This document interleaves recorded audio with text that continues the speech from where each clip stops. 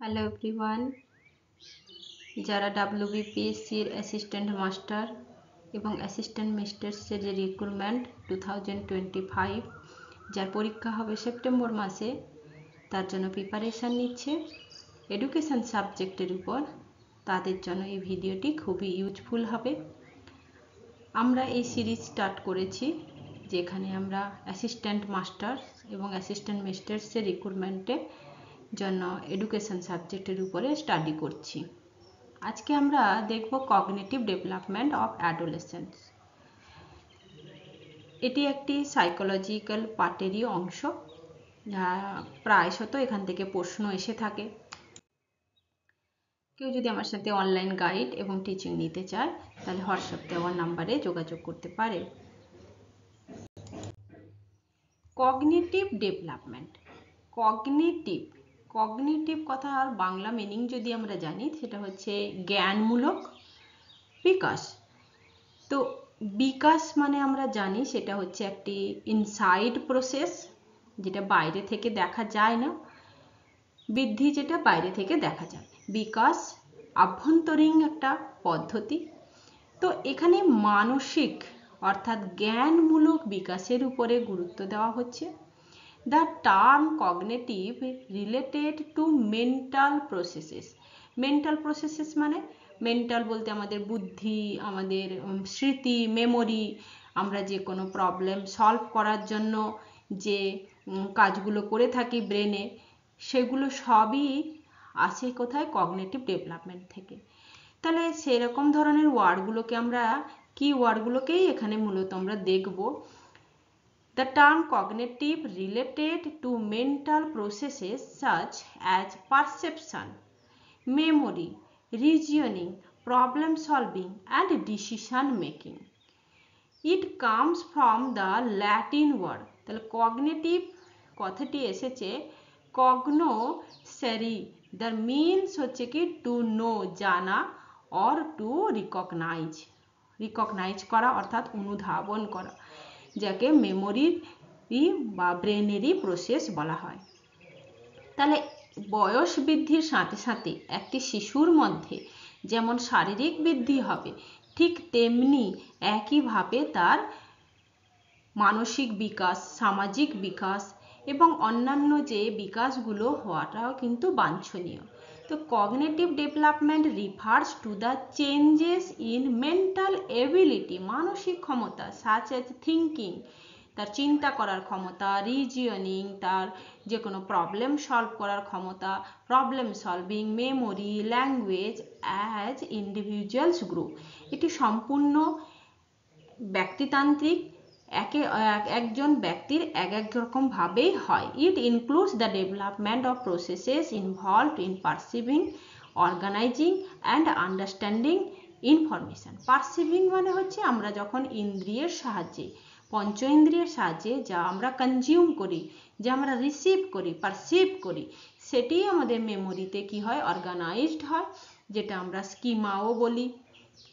তারপর সেটার বোধগম্যতা হওয়ার ফলে সেটা আউটপুট হিসাবে আমরা প্রকাশ করি।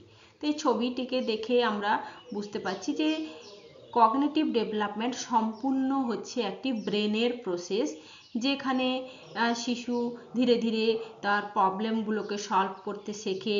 যেমন ছোট ছোট যে রিজনিং বা ম্যাথ বা কথা বা যে কোনো সমস্যা তারা সমাধান করতে ধীরে ধীরে শেখে। এই শিশুর বয়স বৃদ্ধির সাথে সাথে কগনিটিভ ডেভেলপমেন্ট কিন্তু হওয়া খুবই গুরুত্বপূর্ণ। যদি কগনিটিভ ডেভেলপমেন্ট না হয়, শুধুমাত্রই তার দৈহিক বৃদ্ধি হচ্ছে, তাহলে বুঝতে হবে সেখানে কিছুই গন্ডগোল আছে, অর্থাৎ সে তখন কোনোভাবে অসুখে আক্রান্ত। কি কনসেপ্ট অফ কগনিটিভ ডেভেলপমেন্ট? তো আমরা এখানে মূলত কোন ওয়ার্ডগুলোকে ধরবো কি কগনিটিভ ডেভেলপমেন্টের জন্য? ফার্স্টে আমরা নেব মেমোরি।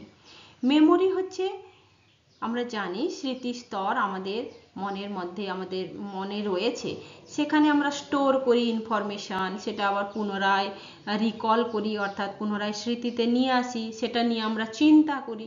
তো এগুলো সবই হচ্ছে মেমোরির পার্ট। আমরা অ্যাটেনশান দিই, কোন কাজটি আমাদের কাছে গুরুত্বপূর্ণ, কার উপরে বেশি করে ফোকাস ক্রিয়েট করা দরকার। Focus mental energy on a particular task. আমাদের সারা দিনে অনেক কাজকর্ম মানুষের কাছে আসে, কিন্তু কোন কাজটার উপরে অধিক গুরুত্ব দেওয়া হওয়া দরকার সেটা নির্ভর করে শুধুমাত্র কগনিটিভ ডেভেলপমেন্ট যার যতটা স্ট্রং হয়েছে।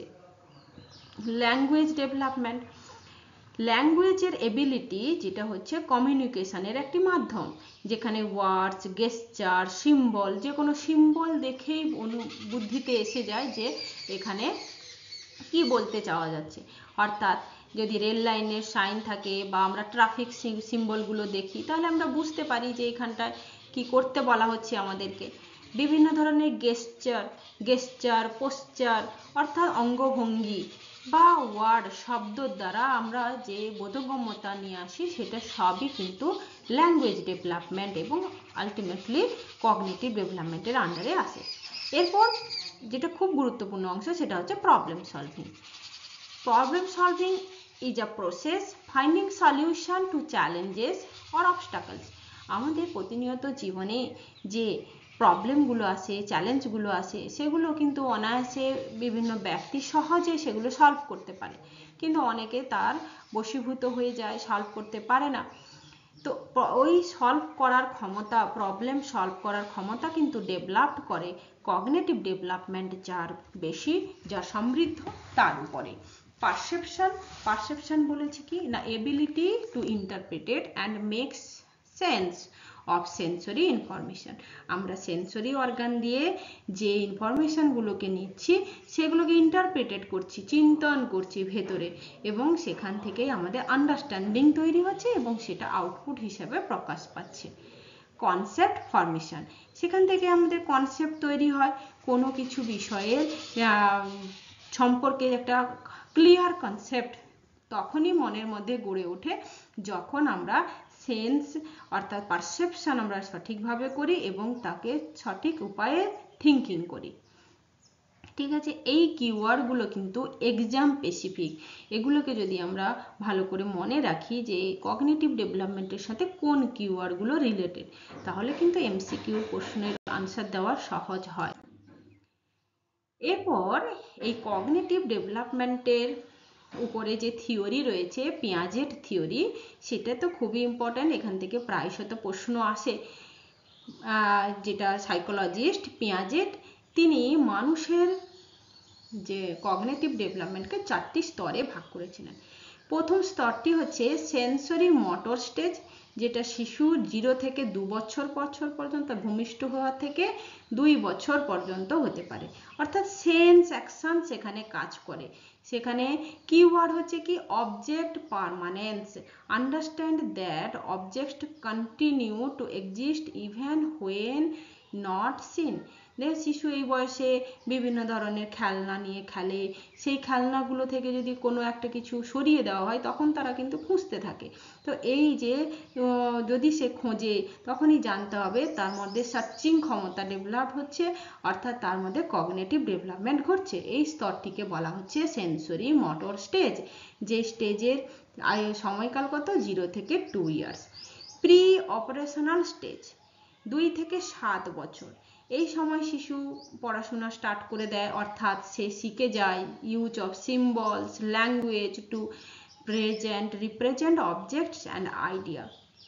এই সময় শিশু এক্সিবিট করে, প্রকাশ করে একটু ইগোসেন্ট্রিক, তাদের মধ্যে রাগ বেশি থাকে, একটু কথায় কান্নাকাটি করে, তারা সব কিছু সম্পর্কে জানতে চায়, স্ট্রাগল করে উইথ লজিক্যাল রিজনিংগুলো, এটা কেন হচ্ছে সেটা কেন হচ্ছে, এই সময় প্রচুর প্রশ্ন তাদের মধ্যে দেখা যায়।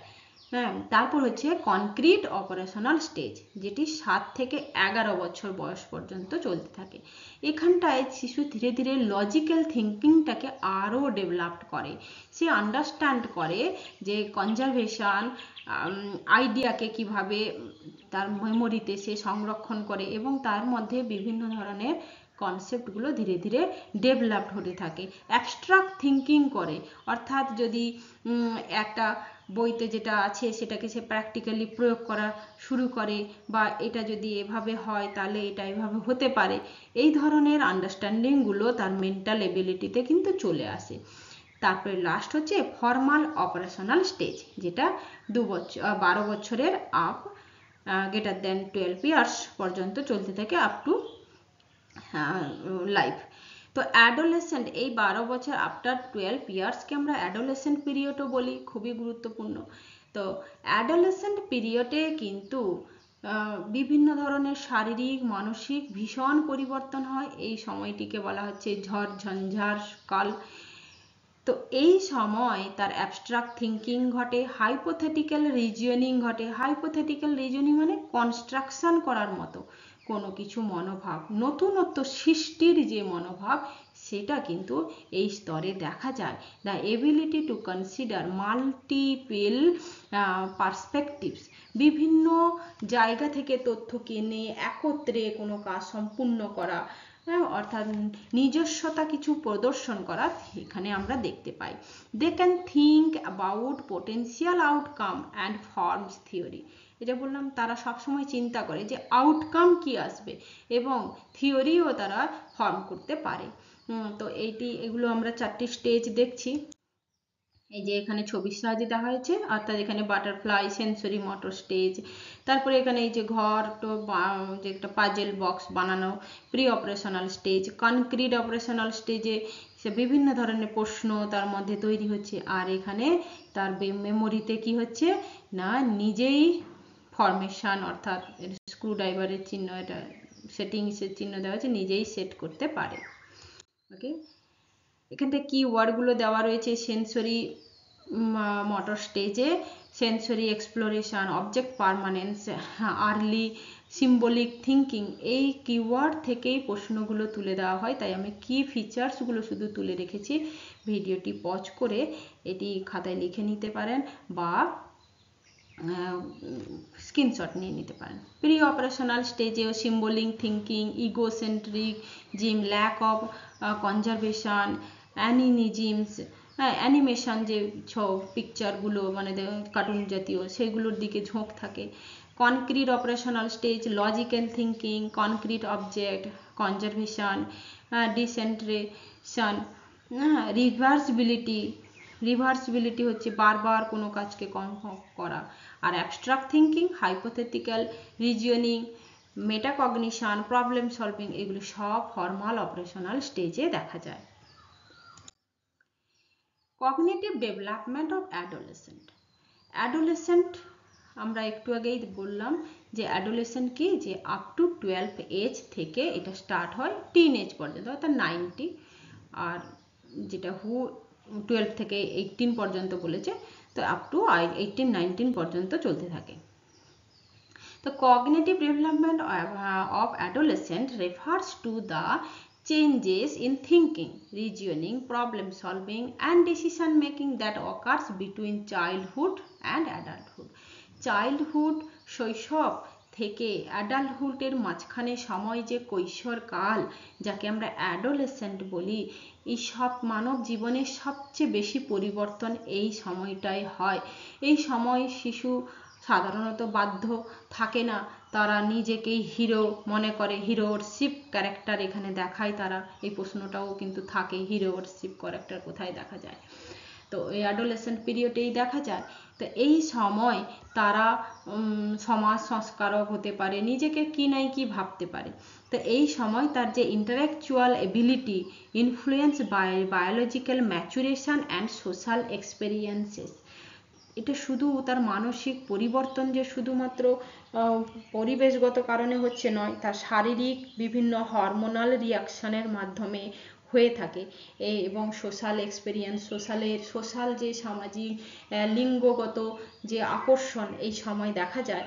তো এই সকল কারণে কিন্তু কগনিটিভ ডেভেলপমেন্ট অ্যাডোলেসেন্ট পিরিয়ডে কিন্তু একটা গুরুত্বপূর্ণ ভূমিকা গ্রহণ করে। এখানে যদি আমরা দেখি তাহলে জি পিয়াজেটের থিওরি অনুযায়ী কগনিটিভ ডেভেলপমেন্টে abstract thinking, logical reasoning, metacognition হচ্ছে থিঙ্কিং এর উপরে থিঙ্কিং, ওর থিঙ্কিং, একটা থিওরি কিছু পড়লো, সাপোজ নিউটনের থিওরি পড়লো, তার উপরে নিজেও কিছু এক্সপেরিমেন্ট করা, এটাকে বলা হচ্ছে মেটাকগনিশন। অর্থাৎ থিঙ্কিং ওর থিঙ্কিং যখন যোগ করা হয় তখন তাকে বলা হচ্ছে মেটাকগনিশন। এবং প্রবলেম সলভ তো করতেই থাকে। তারপরে হচ্ছে ভাইদস্কি, লিও ভাইজস্কি সোশ্যাল কালচার থিওরি বলেছে। তো এই সময় তাদের মধ্যে সোশ্যাল ইন্টারাকশন খুব বেশি হয়, তারা সামাজিক দিকে একটু বেশি আকর্ষিত হয়।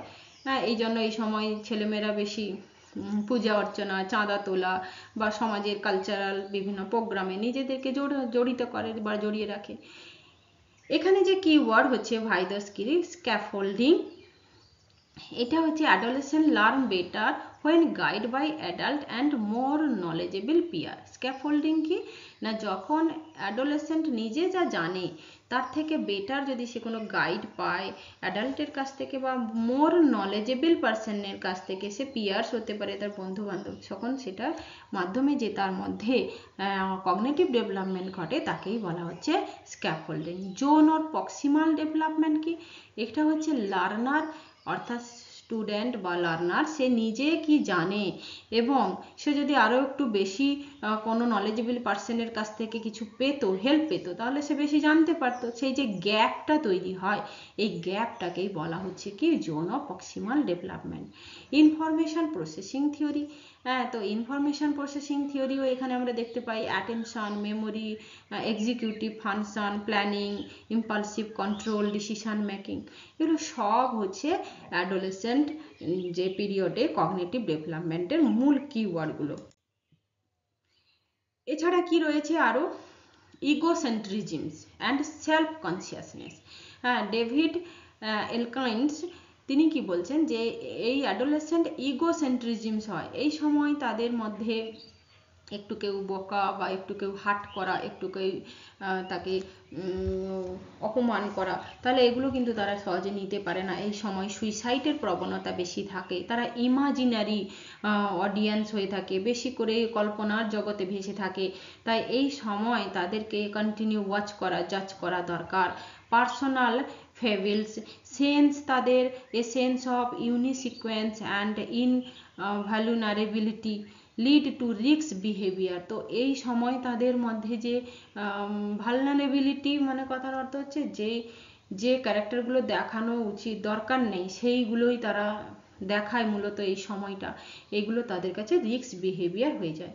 মোরাল ডেভেলপমেন্টও ঘটে, কনভেনশনাল মোরালিটি তাদের মধ্যে, পোস্ট কনভেনশনাল মোরালিটি, এরা বেশি এই সময়টা তারা ভ্যালু, এথিক্স বা সমাজের চোখে ভালো হওয়া, সামাজিক রুল, সোসাইটিয়াল রুলস, এগুলোর দিকে তাদের ঝোঁক বেশি থাকে।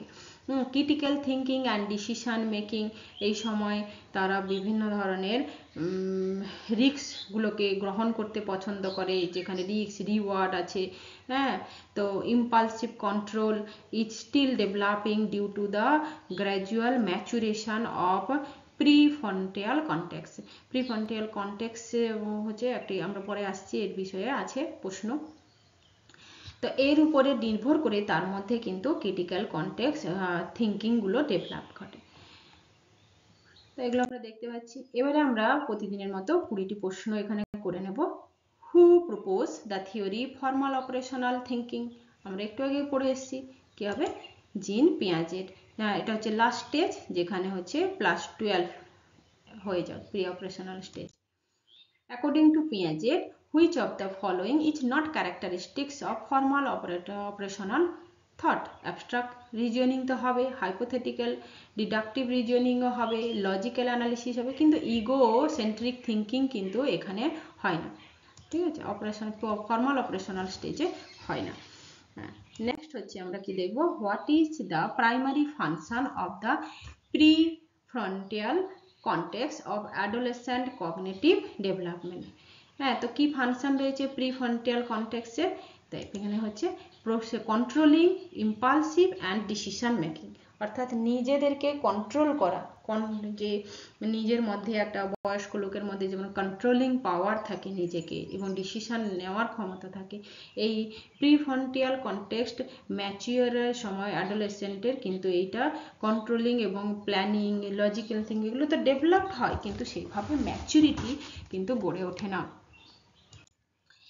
Which of the following best defined metacognitions in adolescent? Metacognition কি হবে, thinking about ওন থিঙ্কিং, নিজের, ওয়ান্স থিঙ্কিং বা ওন থিঙ্কিং, যে কোনো বিষয়ের উপর নিজের থিঙ্কিংকে অ্যাপ্লাই করা। According to Elkind, what is the imaginary audience in adolescent egocentrism? তো এলকাইন্ড এর মতে কাকে আমরা বলবো ইমাজিনারি অডিয়েন্স? বলছে সে believed that others are constantly observing them. সে কি মনে করে যে সবসময় অন্য লোক আমাকে কনস্ট্যান্টলি অবজার্ভ করছে। এই যে ফিলিংস, হ্যাঁ, তো এই ফিলিংস বা তার এই ভাবনা থেকে তৈরি হয় ইমাজিনারি অডিয়েন্সের। Vygotsky concept of the zone of proximal development refers to, তো কি হবে না, রেফার্স টু হচ্ছে দ্য গ্যাপ বিটুইন, আমি একটু আগে বলেছি এটা একটা হচ্ছে গ্যাপ বিটুইন কারেন্ট এবিলিটি কার, ওই অ্যাডোলেসেন্ট পিরিয়ডের স্টুডেন্টের বা লার্নারের, অ্যান্ড পোটেন্সিয়াল উইথ গাইডেন্স। যদি সে গাইডেন্স পায় তাহলে এই সময় তার মধ্যে যে পোটেন্সিয়াল গড়ে উঠবে তাকেই বলা হচ্ছে proximal zone of proximal development. Adolescent often believes they are unique and invaluable. This belief is called, adolescent সবসময় নিজেকে বলে আমার মতো কেউ হয় না, আমি একমাত্র হিরো, আমার দ্বারাই সবকিছু সম্ভব। এটাকে কি বলা হয়? এটা হচ্ছে পার্সোনাল ফেবিল। পার্সোনাল ফেবিলস হচ্ছে নিজে থেকে, নিজের ফিলিংস থেকে আসে, কিন্তু এটা সবসময় রিস্ক বিহেভিয়ারের মধ্যেই পড়ে। অ্যাকর্ডিং টু কোহলবার্গ, মোরাল ডেভেলপমেন্টে রয়েছে Kohlberg, at which stage do adolescent bring questioning societal norms and law? তো এটা কি হবে না, এটা হচ্ছে পোস্ট কনভেনশনাল স্টেজ। আচ্ছা, কোহলবার্গের যে মোরাল ডেভেলপমেন্ট থিওরি আছে তার মধ্যে কোন স্টেজের কথা বলা আছে আমরা মোরাল ডেভেলপমেন্ট যখন পড়বো সেখানে আমরা দেখে নেব। তো এটা কি হবে? Post conventional stage. Which of the following cognitive abilities significantly improves in adolescent? কোনটা cognitive ability significantly improve করে? Object permanence নয়, abstract thinking, relax action, classical conditioning। তাহলে এখানে কি হবে? abstract reasoning যেটা হচ্ছে ability to thinking abstract, symbolic and hypothetical term, হ্যাঁ, মানে প্রকল্পমূলক, গঠনমূলক, কনস্ট্রাকশনমূলক যখন চিন্তা ভাবনা, সেটা একমাত্রই ফর্মাল অপারেশনাল স্টেজেই আসে।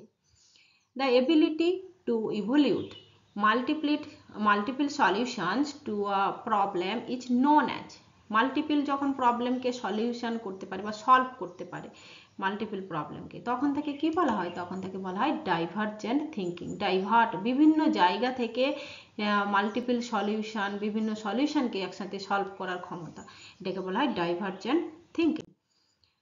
Adolescent increased ability to consider future consequences is due to the development of future consequences. The increase of ability to consider, যে ক্ষমতাকে বৃদ্ধি করার জন্য যে ফিউচার কনসিকুয়েন্স হয় সেটা কার কারণে হয়? সেটা হচ্ছে প্রিফ্রন্টাল কনটেক্সট। প্রিফ্রন্টাল কনটেক্সট হচ্ছে কি? Matures, helping the future oriented thinking and decision making. এইটা ধীরে ধীরে ডেভেলপ করতে থাকে, এটা যত বয়স বাড়তে থাকে প্রিফ্রন্টাল কনটেক্সট তত ম্যাচিওর হবে, আর ততই তার মধ্যে ডিসিশন নেওয়ার ক্ষমতা ডেভেলপ করবে। Which of the following factors has a significant impact on adolescent cognitive development? Adolescent-এর যে cognitive development হবে, অর্থাৎ ব্রেনের যে ডেভেলপমেন্ট, জ্ঞানমূলক ডেভেলপমেন্ট, তার জন্য মূল ফ্যাক্টর কি? সেটা হচ্ছে both genetics and environment. Genetics only নয়, দুটোই হবে। পরিবেশও তাকে থাকতে হবে এবং তার জেনেটিক্স, বায়োলজিক্যাল যে ক্যারেক্টার সেটাও তার প্রভাব ফেলে। The ability to think about moral dilemmas and justice is the part of, কার হবে? মোরাল ডায়ালেমাস হচ্ছে অবশ্যই ফর্মাল অপারেশনাল স্টেজ, অর্থাৎ প্লাস 12 যারা উপরে up to 12। Which types of memory improves significantly during adolescence? হ্যাঁ, কোন মেমোরি সিগনিফিক্যান্টলি ডেভেলপড ঘটে, ইমপ্রুভ হয়? সেটা হবে কি? Working memory enhance problem solving, logical reasoning and multitasking. Adolescent period এটাই দেখা যায়। Adolescent tendency to engage in risky behavior is partly due to, কেন হয় risky behavior দেখা যায়? একটু আগে আমরা পড়েছি কেন হয় না, dominance of emotional responses over reasoning। হ্যাঁ, এটা পূর্ণত limbic system developed earlier than the prefrontal context এর ডেভেলপমেন্টের জন্য হয়, এবং তার উপরে বিভিন্ন ধরনের ইমোশনাল, এই সময় শিশুরা অ্যাডোলেসেন্ট পিরিয়ডে খুব ইমোশনে থাকে, আমরা সবাই জানি ওটা। তো ইমোশনাল রেসপন্সেস তার মধ্যে বেশি করে কাজ করে, তখনই কারণে সে কি হয় রিস্কি বিহেভিয়ার সেটা প্রদর্শন করে। এটা পার্টলি বলেছে, হ্যাঁ, সেই জন্য এটা হবে। Adolescent ability to understand irony and sarcasm improves due to, কিসের কারণে হয়? এটা হবে কি না আইরনি, যেটা হচ্ছে প্রিফ্রন্টাল কনটেক্সট ডেভেলপমেন্ট। ঠিক আছে, এটা হচ্ছে adolescent grabs abstract and nuanced language. Who introduced the concept of adolescent egocentrism? কারকে কনসেপ্ট দিয়েছিল অ্যাডোলেসেন্ট ইগোসেন্ট্রিজম? একটু আগে আমরা পড়েছি, সেটা হচ্ছে কি না David Elkind. Imaginary audience, personal fables, এই ওয়ার্ডগুলোকে মনে রাখা, বোল্ড আকারে যেগুলো লেখা আছে মনে রেখে অবশ্যই সেগুলো পরীক্ষার জন্য কিন্তু এগুলো খুবই important. Next, according to Erikson, হ্যাঁ, সাইকোলজিক্যাল কনফ্লিক্ট, এরিকসনের হচ্ছে কনফ্লিক্ট তত্ত্ব, হ্যাঁ, সাইকোলজিক্যাল মনের মধ্যে যে দ্বন্দ্ব তৈরি হয়, অকার্স ইন অ্যাডোলেসেন্ট, কি কারণে অকার্স হয় তাদের মধ্যে মনের মধ্যে দ্বন্দ্ব? Identity and role confuse. Identity, অ্যাডোলেসেন্টরা সবসময় নিজেকে হিরোর মনে করে, তাদের মধ্যে ফর্ম করে আইডেন্টিটি অ্যান্ড পার্সোনাল ভ্যালু, তার মধ্যে সবসময় সে নিজেই সেরা, নিজেকেই সবচেয়ে বেশি গুরুত্ব দেয়। এই জন্য তার মধ্যে বিভিন্ন ধরনের, আমরা যখন রুলস রেগুলেশন ডিসিপ্লিনের কথা বলি, মোরালের কথা বলি, তখন কিন্তু তার মধ্যে তখন সেটা স্ট্রাগল তৈরি করে, হ্যাঁ, কনফ্লিক্ট তৈরি করে। এটাকেই বলা হচ্ছে এরিকসনের psychological conflict. How does peer influence impact adolescent cognitive development? কিভাবে পিয়াররা ইনফ্লুয়েন্স করতে পারে? সেটা হচ্ছে enhance social learning and identity formation. হ্যাঁ, পিয়ার মানে বন্ধু বান্ধবরা, যখন তারা সোশ্যাল সামাজিক লার্নিং বা মোরাল ডেভেলপমেন্টের মধ্যে থাকে, তখন তার মধ্যে অ্যাডোলেসেন্ট কগনিটিভ ডেভেলপমেন্ট ঘটতে পারে। এটা পিয়ারদের সাথে হয়, সোশ্যালে হয়।